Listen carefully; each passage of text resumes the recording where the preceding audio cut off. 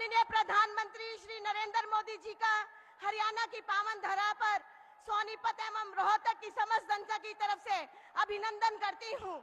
सोनीपत जिला के युवा नेता जिला अध्यक्ष जसवीर दोदवा जी से अनुरोध करती हूँ कि बुके से प्रधानमंत्री जी का स्वागत करें। यशस्वी प्रधानमंत्री जी का जिला अध्यक्ष स्वागत करें। हरियाणा के मुख्यमंत्री श्री नायब सैनी जी से अनुरोध करूंगी कि माननीय प्रधानमंत्री जी का हरियाणा के किसान की पहचान हल भेंट कर स्वागत करें और सभी जनता से आग्रह करूंगी जोरदार तालियों की गड़गड़ाहट से देश के प्रिय प्रधानमंत्री का स्वागत करें। मैं महिला शक्ति से अनुरोध करूंगी, बहन निर्मल चौधरी से, मोनिका दहिया जी से, कृष्णा गहलोत से, कविता जैन जी से कि बड़ी माला से स्वागत करें। जय श्री राम, जय श्री राम। अब की बार, अब की बार, अब की बार वंदे वंदे। सोनीपत लोकसभा के उम्मीदवार भाई मोहन कौशिक जी से आग्रह करूंगी कि शॉल भेंट करके प्रधानमंत्री जी का सोनीपत आने पर स्वागत करें। साथ ही भाई अरविंद शर्मा जी रोहतक के प्रत्याशी से अनुरोध करूंगी कि प्रधानमंत्री जी का शॉल भेंट कर स्वागत करें।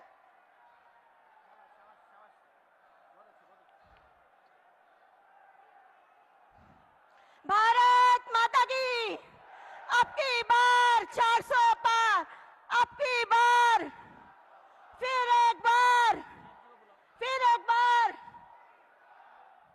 मैं हमारे बीच में उपस्थित बहुत ही आदरणीय, सादगी और कोमल स्वभाव के धनी हरियाणा के लोकप्रिय नेता नायब सैनी जी, हमारे मुख्यमंत्री जी को मंच पर आमंत्रित करती हूं कि वो आए और अपना ओजस्वी संबोधन करें और सभी से अनुरोध है तालियों के साथ और भारत माता की जयकारों के साथ उनका स्वागत करें। भारत माता की। आदरणीय नायब सैनी जी।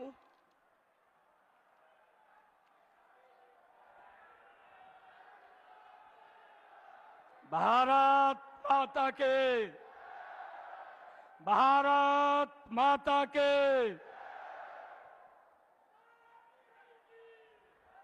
मंच पर विराजमान दुनिया के सबसे लोकप्रिय नेता, भारत के यशस्वी प्रधानमंत्री आदरणीय नरेंद्र मोदी जी, जोरदार तालियों से अपने प्रिय नेता का स्वागत करिए, जोरदार तालियों से।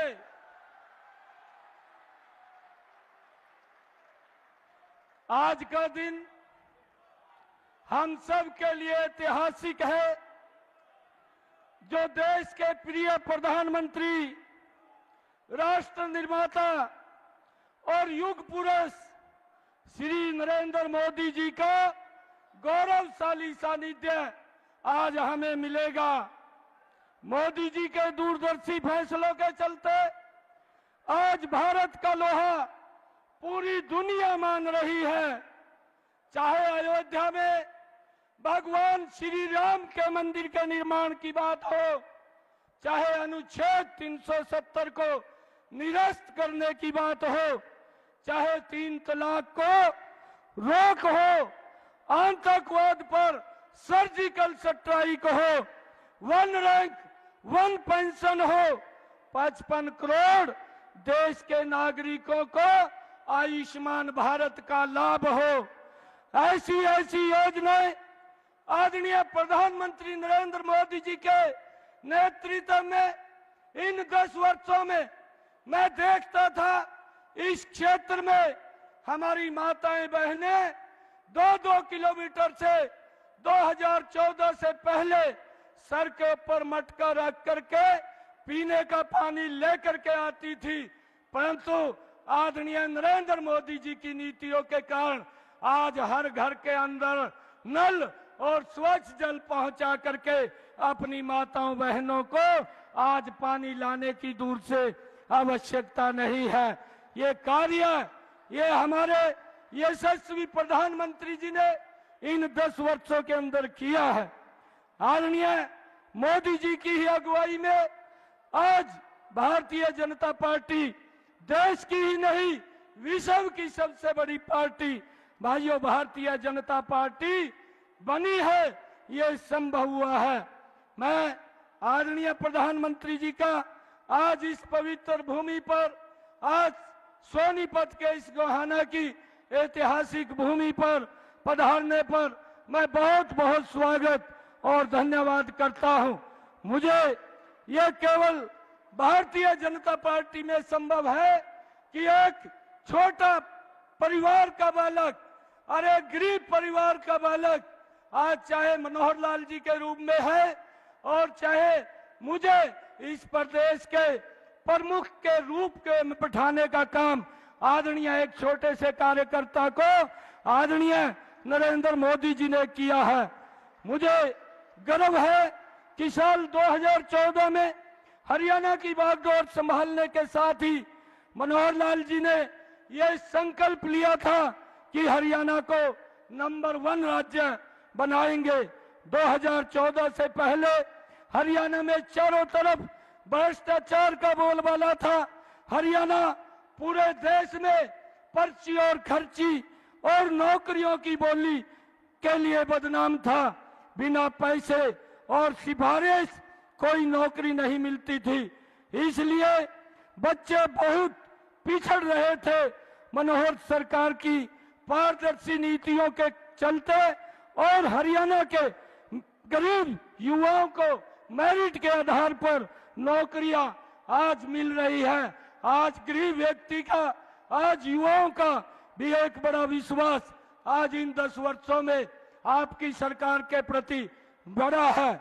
मुझे खुशी है हरियाणा सरकार द्वारा किए गए सुधारों के चलते आज सरकारी सेवाओं व योजनाओं का लाभ घर बैठे मिल रहा है।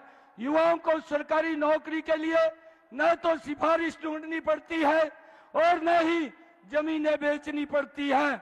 आज पारदर्शी आधार के ऊपर घर बैठे ही लोगों को नौकरी मिल रही है। मैं धन्यवाद करूंगा। आज हम सबको आदरणीय प्रधानमंत्री जी का मार्गदर्शन प्राप्त होगा। आज इतनी भारी संख्या के अंदर आदरणीय प्रधानमंत्री जी को हम सब सुनने के लिए आए हैं।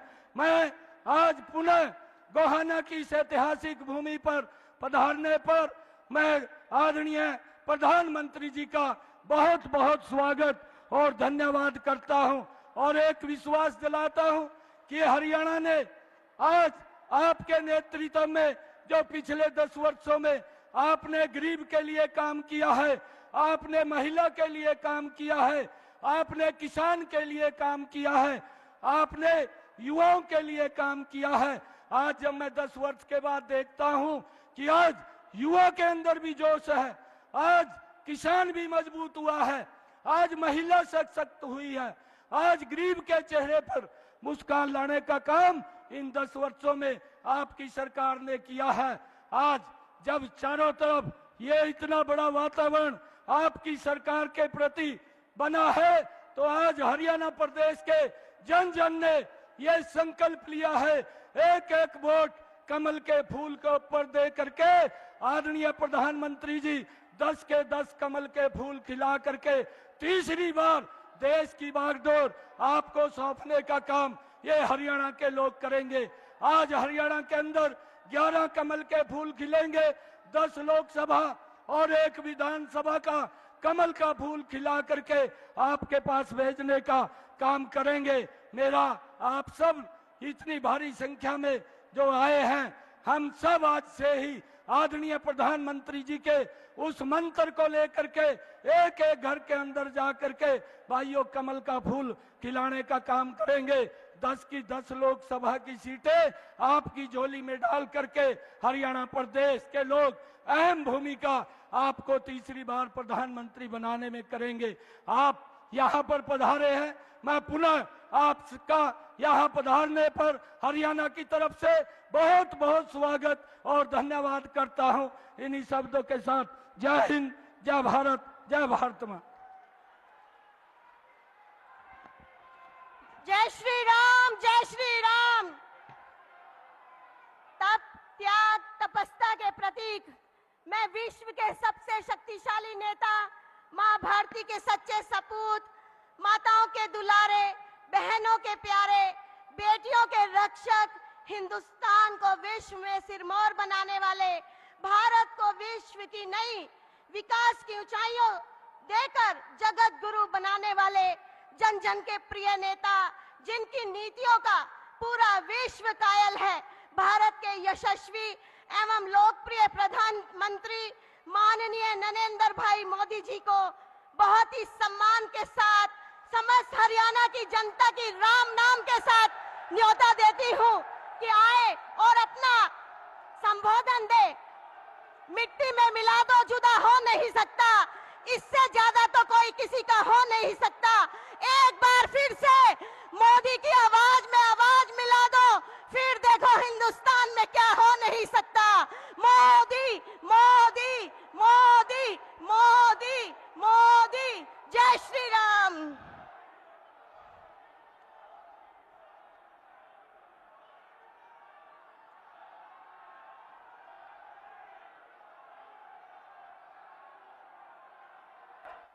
भारत माता की, भारत माता की। आप सभी को मोदी की राम राम।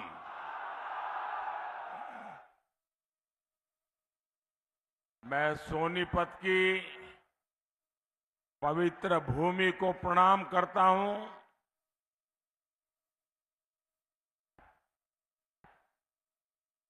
हरियाणा की धरती युद्ध में भी गीता का ज्ञान सुनाती है। जब मुकाबला सत्य और असत्य के बीच में हो तो विजय सत्य की ही होती है।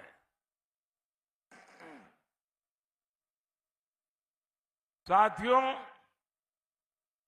24 के कुरुक्षेत्र में आज एक और देश का विकास है, दूसरी ओर वोट जिहाद है। हरियाणा की जनता जनार्दन, मैं आपसे पूछना चाहता हूं, जब एक तरफ विकास की बात है, दूसरी तरफ वोट जिहाद की बात है, तो कौन जीतेगा?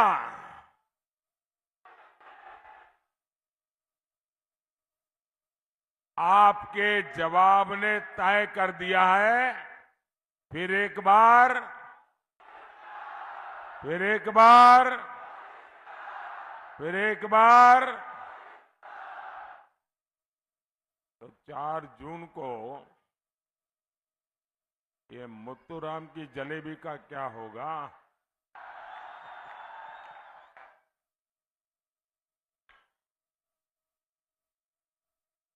सारी की सारी खाली हो जाएगी।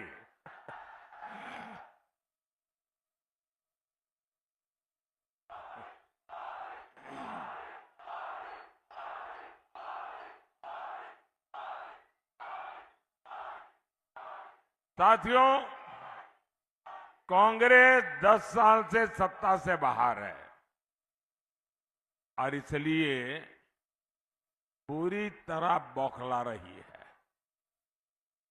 इन्हें वो पुराने दिन याद आ रहे हैं जब शाही परिवार रिमोट कंट्रोल से सरकार चलाता था। देश की सारी योजनाएं एक ही परिवार के नाम पर होती थी। एक परिवार के सिवाय कुछ नहीं। योजनाओं के नाम पर देश का पैसा कहां जाता था? ये भ्रष्ट लोगों की तिजोरियों में जाता था। कैसे कैसे घोटाले होते थे। करोड़ों के नहीं, हजारों करोड़ के नहीं, लाखों करोड़ रुपए के घोटाले होते।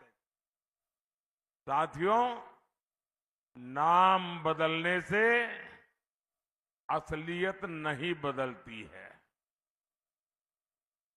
ये इंडी गठबंधन वाले वही भ्रष्टाचारी और घोटालेबाजों की जमात है। इन्हें किसी भी कीमत पर सत्ता चाहिए। और कीमत क्या है? देश की सुरक्षा, देश की स्थिरता, देश का सम्मान। और 5 साल में 5 प्रधानमंत्री, ये इनकी सरकार चलाने का फॉर्मूला है। और कल तो इंडिया अलायंस के एक नेता ने मीडिया वालों को भी बताया कि 5 साल 5 प्रधानमंत्री। अब मुझे बताइए भैया, ये 5 साल 5 प्रधानमंत्री से देश का कुछ भला होगा क्या? ये हर साल नया प्रधानमंत्री आएगा तो क्या करेगा? क्या करेगा? 5 साल में 5 प्रधानमंत्री क्या करेंगे? अरे इनसे जरा पूछिए, ये प्रधानमंत्री का पद क्या हमारे मुतराम की जलेबी है क्या?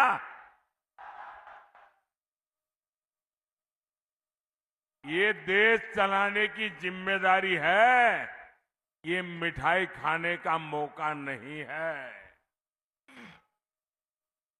क्या आप देश को वापस अस्थिरता के उस दौर में जाने देंगे क्या? साथियों, कांग्रेस अब अपने देश विरोधी एजेंडे को भी छिपा नहीं रही है। ये खुलाम कह रहे हैं, मोदी जी ने 10 साल में जो कुछ भी किया है उसे वो चौपट कर देंगे। यानी चुनाव जीत करके करना क्या है? एक काम, मोदी ने जो किया है उसको उलट देना, उसको चौपट कर देना। यहां तक कहने की इनकी हिम्मत देखिए। इनके एक नेता कह रहे हैं कि जो हमने जम्मू कश्मीर से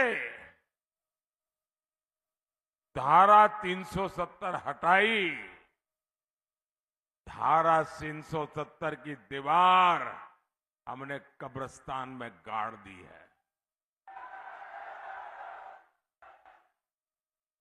ये कहते हैं कश्मीर में फिर से वो 370 को लगाएंगे, यानी फिर से आतंकवाद को खुली छूट, फिर से कश्मीर में खून खराबा।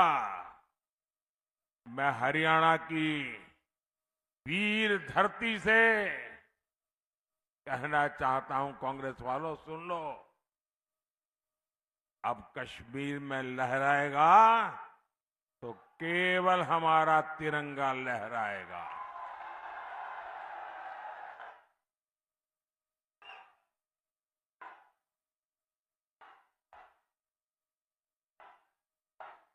और कांग्रेस वाले लिख लो, ये मोदी है।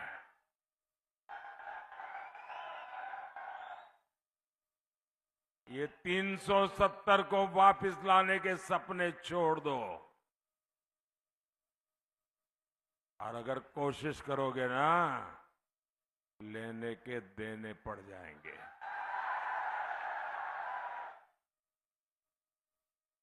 साथियों, आपको याद होगा कांग्रेस के समय हर रोज सीमा पर, बॉर्डर पर फायरिंग होती थी। और मीडिया में हमेशा हेडलाइन चलती थी, सीज फायर तोड़ा, सीज फायर तोड़ा, और गिनती होती थी, इतनी बार तोड़ा, इतनी बार तोड़ा। दुश्मन तो वही है, लेकिन हालात बदल गए कि नहीं बदल गए?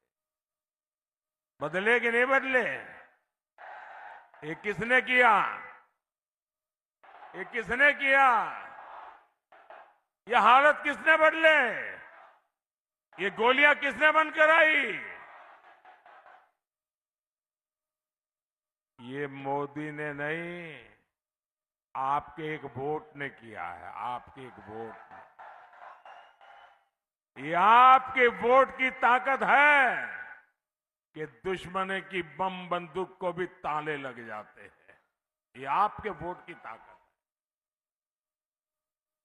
मोदी ने बस इतना किया, सीमा पर हमारे जो जवान खड़े हैं ना, हमारे हरियाणा के जो छोरे खड़े हैं ना,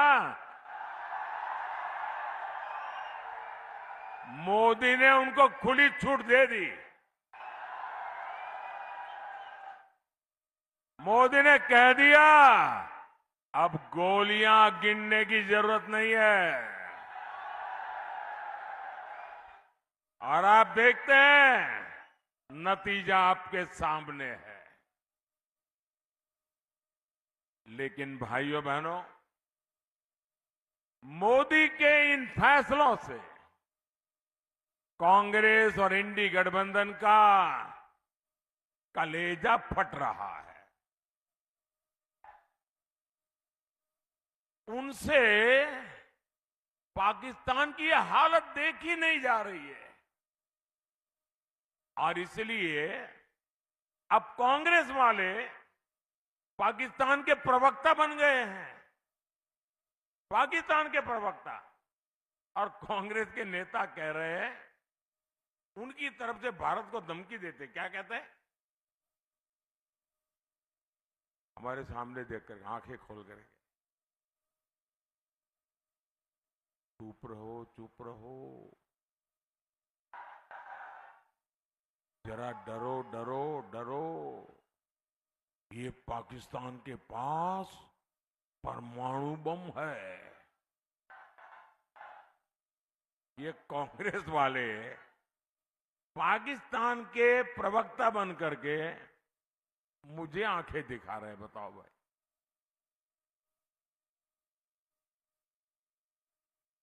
इसका मतलब अभी तक वो मोदी को पहचान नहीं पाए हैं।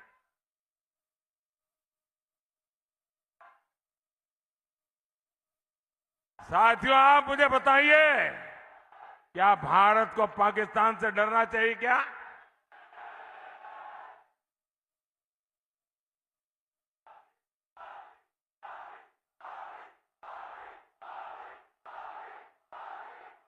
ये मोदी का दौर है। हम घर में घुसकर मारते हैं।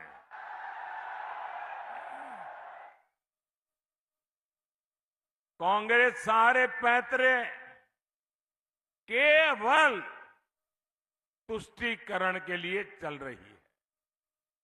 इन्होंने जो घोषणा पत्र बनाया है, वो पूरा का पूरा मुस्लिम लीग वाला घोषणा पत्र है।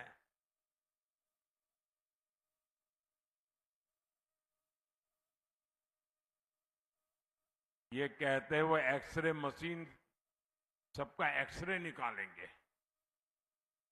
आपके पास जमीन कितनी है, गहने कितने हैं, जमीन जायदाद जांच करवाएंगे, मंगलसूत्र कहाँ है, ये और फिर वो सारी संपत्ति अगर आपकी जरूरत से ज्यादा है तो ये वोट जिहाद वाले हैं ना, उनको बांट देंगे।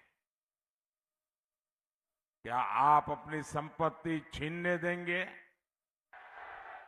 क्या आपकी संपत्ति पर वोट जिहाद वालों को अधिकार करने देंगे? और कांग्रेस के तो प्रधानमंत्री कह चुके हैं कि इस देश की संपत्ति पर पहला अधिकार मुस्लिमों का है। मोदी कहता है इस देश की संपत्ति पर पहला अधिकार इस देश के गरीबों का है।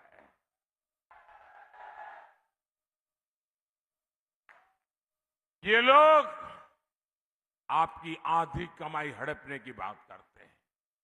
आप मुझे बताइए भाई, अपने यहां किसी भी राज्य में चले जाओ, हर मां बाप कैसी भी जिंदगी जीता हो, लेकिन उसके मन में एक इच्छा रहती है कि भाई कुछ बचत करूं और मरने के बाद बच्चों के लिए कुछ छोड़ करके जाऊं। ये हर मां बाप की इच्छा रहती है कि नहीं रहती? अपने संतानों को कुछ देकर के जाने का हर एक का मन में इच्छा रहती है ना। कोई मां बाप बच्चों के लिए कर्ज छोड़ करके नहीं जाना चाहता, कुछ न कुछ दे करके जाना चाहता है। अब ये कांग्रेस वाले लाए हैं कि आपके मरने के बाद आपकी जो संपत्ति है वो आपके संतानों को नहीं जाएगी, उसमें से आधी, उससे भी ज्यादा ये वो सरकार बनी तो ले लेंगे और बचा हुआ आपके बच्चों को मिलेगा। क्या आपको ये विरासत कर मंजूर है क्या? क्या इसे स्वीकार कर सकते हैं क्या? भाइयों बहनों, बाबा साहब आंबेडकर ने दलितों और पिछड़ों का आरक्षण उसको सुरक्षित किया। जब संविधान सभा में चर्चा चल रही थी तो सबने सर्वसम्मति से तय किया कि धर्म के आधार पर आरक्षण नहीं होगा। सहमति से हुआ। अब ये कांग्रेस वाले बाबा साहब आंबेडकर की पीठ में जुरा पोंक करके, संविधान के लीरे लीरे उड़ा करके ये एससी, एसटी, ओबीसी का जो आरक्षण है वो मुसलमानों को देना चाहते हैं। और ये काम उन्होंने कर्नाटका में शुरू कर दिया। कर्नाटका में क्या किया उन्होंने? उनकी सरकार बनने के बाद वहां जितने भी मुसलमान हैं, जितने भी मुसलमान, कितना धनी हो, अमीर हो, पैसे वाला हो, ऊंचा हो, कोई भी हो, सबको रातों रात उन्होंने ओबीसी घोषित कर दिया। एक कागज पे थप्पा मार के कह दिया सब ओबीसी है। तो परिणाम ये आया कि ओबीसी को जो आरक्षण मिला हुआ था उसमें से डाका डाल दिया, एक बहुत बड़ा हिस्सा लूट लिया और जो ओरिजिनल ओबीसी हैं वो हाथ घिसते रह गए। अब यही मॉडल पूरे देश में लागू करना चाहते हैं। क्या आपको ये मंजूर है क्या? ये होने देंगे क्या? ऐसे लोगों को सरकार में आने देंगे क्या? क्या ऐसे इंडी गठबंधन वालों को हरियाणा में एक भी सीट मिलनी चाहिए क्या? साथियों, इंडी गठबंधन वालों को आपकी भावनाओं की कोई परवाह नहीं है। अब आप देखिए, अयोध्या में 500 साल के इंतजार के बाद प्रभु राम का मंदिर बनाने की प्रतीक्षा पूरी हुई।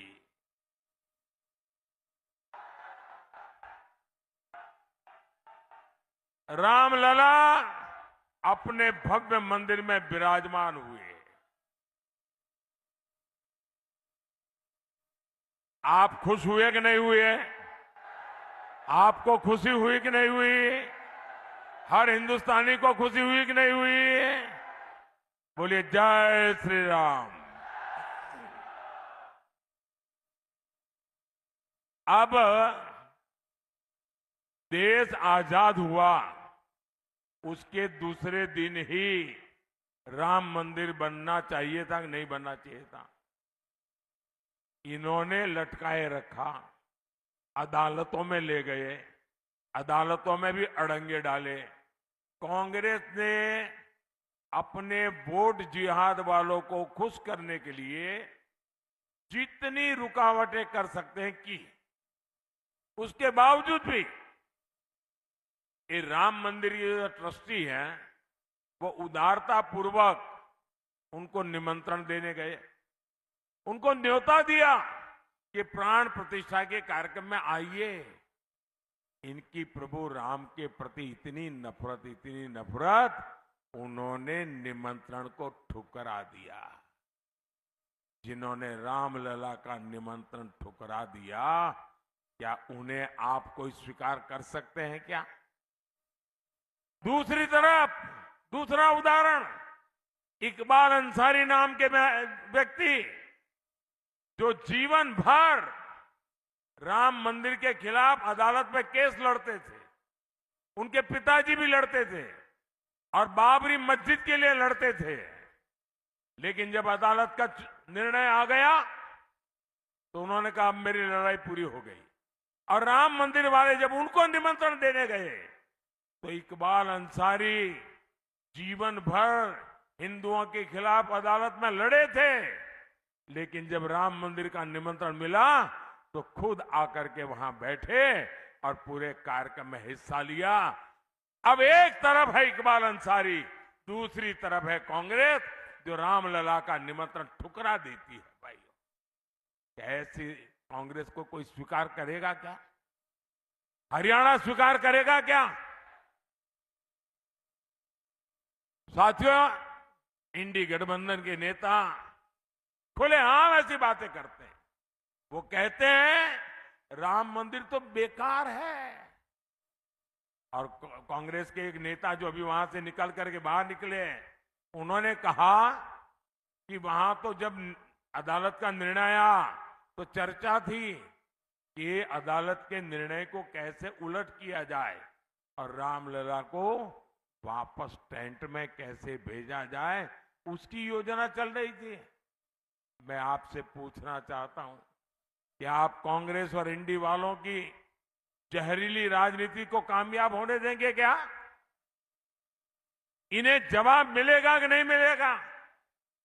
साथियों, सरकार जब ईमानदार होती है तो उसका सबसे बड़ा लाभ हमारे नौजवानों को होता है। हमारे हरियाणा के युवाओं के पास पहले भी भरपूर क्षमता थी, लेकिन आज वही युवा खेलों में अपना झंडा गाड़ रहा है। मोदी ने 2014 में सरकार में आने के बाद खेलों का बजट 3 गुना बढ़ा दिया है, और मोदी कहता है खूब खेलो, खूब मेडल ले आओ। देश में एक से बढ़कर एक ट्रेनिंग सेंटर बनाने हो, अपने खिलाड़ियों को विदेश में ट्रेनिंग दिलवानी हो, मोदी सरकार खिलाड़ियों को सुविधा देने के लिए एक पैसे का मुंह नहीं देखती है।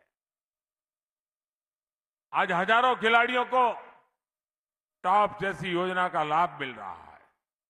इसके तहत हर खिलाड़ी को भारत सरकार हर महीने 50,000 रुपए से ज्यादा दे रही है। ऐसे ही प्रयासों का नतीजा है ओलंपिक्स में भारत ने अब तक सबसे ज्यादा मेडल जीते हैं। एशियन खेलों में तिरंगे की धाक बढ़ी है।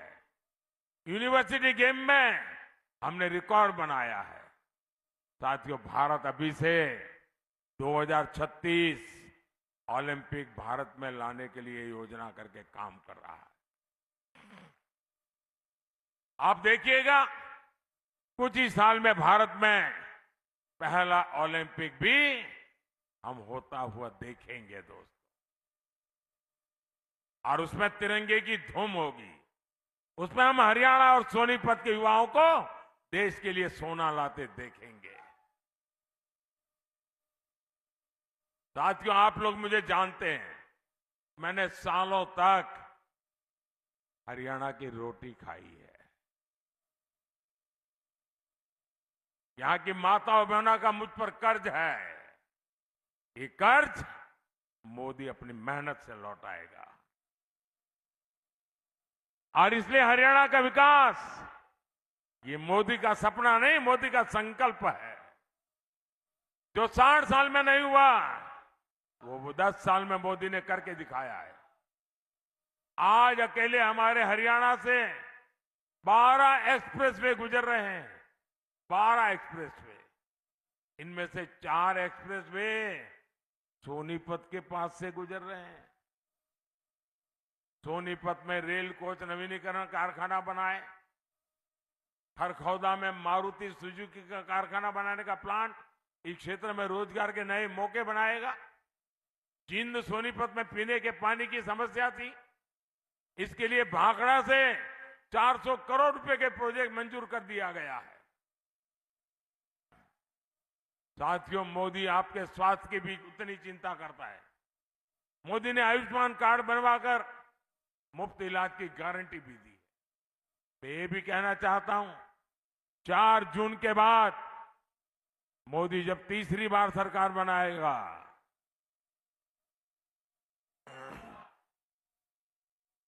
तो आपके परिवार में 70 साल से ऊपर के जो भी लोग हैं, 70 साल के ऊपर के आपके माता पिता, दादा दादी, नाना नानी, चाचा चाची जो भी है, अब इनके बीमारी में इलाज का जिम्मा आपका नहीं, ये आपका बेटा मोदी करेगा।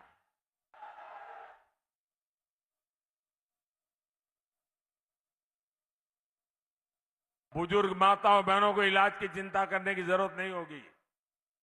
साथियों, हमें भारत को मजबूत बनाना है, हरियाणा के सपनों को पूरा करना है।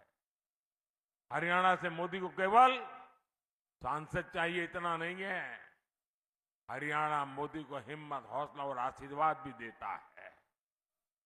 और सोनीपत से हमारे मोहनलाल बड़ौली जी और रोहतक से डॉक्टर अरविंद कुमार शर्मा जी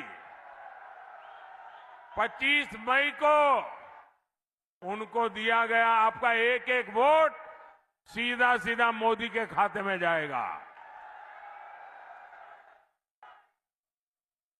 तो ज्यादा से ज्यादा मतदान कराएंगे, पोलिंग बूथ जीतेंगे। मेरा अनुरोध है, यहां से जाकर के बाद ज्यादा से ज्यादा परिवार में जाइए, ज्यादा से ज्यादा लोगों को मिलिए और कहना मोदी जी आए थे और मोदी जी ने आपको राम राम कहा है। मेरा राम राम पहुंचा देंगे, मेरा राम राम पहुंचा देंगे। बोलिए भारत माता की, भारत माता की। बहुत बहुत धन्यवाद। भारत माता की। मैं आदरणीय प्रधानमंत्री जी का बहुत बहुत धन्यवाद करती हूं और समस्त जनता से और समस्त नेताओं से अनुरोध करूंगी, दोनों हाथ उठाकर मुट्ठी बंद करके जयकारा लगाएंगे, भारत माता की। और मोदी जी को यकीन दिलाएंगे हाथ उठाकर कि 2 नहीं 11 के 11 कमल खिलाकर मोदी जी की झोली में डालने का काम करेंगे। भारत माता की। फिर एक बार मोदी सरकार, सभी जनता का और सभी नेताओं का मैं हाथ जोड़कर धन्यवाद और अभिनंदन करती हूं। आप सभी यहां पर आए, आप सभी का बहुत बहुत धन्यवाद। जय हिंद, जय भारत। और मीडियाकार और छायाकार बंधुओं का भी मैं बहुत बहुत स्वागत